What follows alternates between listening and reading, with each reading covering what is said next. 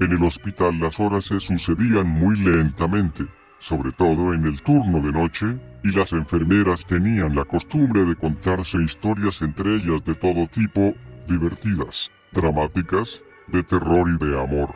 Pero eran las historias de terror las que preferían las novatas.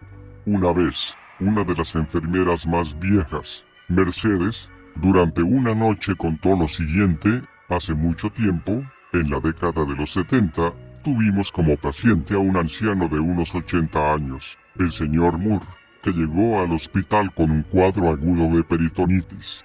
Lo operaron de urgencia y en esa misma operación descubrieron que sus tripas estaban carcomidas por el cáncer.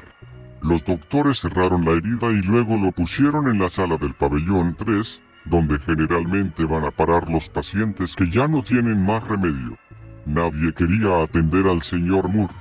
Las drogas y el dolor lo habían vuelto loco. Era muy agresivo y mordió en varias ocasiones a las enfermeras más distraídas. Lo ataron a la cama, pero aún así trataba de mordernos si nos acercábamos demasiado. Sus dientes castañeaban en el aire y aún recuerdo ese ruido escalofriante que hacían al chocar entre sí, tic tic tic tic. Una noche, escuché el timbre de uno de los pacientes y al ver el tablero me di cuenta que se trataba de la habitación de Moore. Como yo era la más nueva, generalmente me mandaban a mí, por lo que no tuve más remedio que ir a ver qué pasaba. Pero cuando llegué a la habitación me encontré con una sorpresa. La cama de Moore estaba vacía, y había sangre en el centro de las sábanas. Mucha sangre. El paciente que compartía la habitación con él era quien había apretado el timbre, para alertarnos. Salí de la habitación para buscarlo, y, de repente, me sentí embargada por un terror inexplicable que me sacudió de pies a cabeza. Ustedes saben que el pabellón 3 es un lugar de por sí tétrico. La gente muere ahí todos los días. Se escuchan lamentos, llantos, gemidos. Los pasillos siempre están mal iluminados y huele muy mal, aunque una termina por acostumbrarse. Miré hacia abajo y vi que un rastro de sangre se dirigía hacia los ascensores. Seguí el rastro con la mirada y al llegar al extremo del pasillo, donde hay una curva, vi que algo se arrastraba sobre el suelo.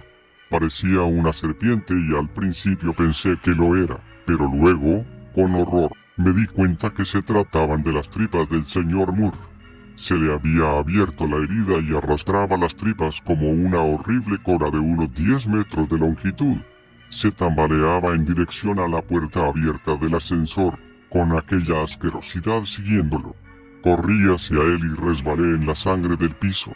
Y creo que fue una suerte, porque cuando el señor Moore se metió al ascensor se dio vuelta y me sonrió.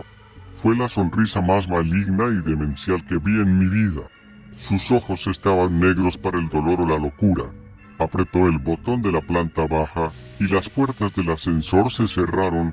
Gran parte de sus tripas había quedado afuera.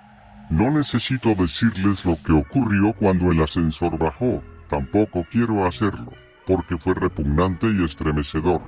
Incluso los médicos más experimentados vomitaban al ver el interior del ascensor, pero el horror no terminó allí.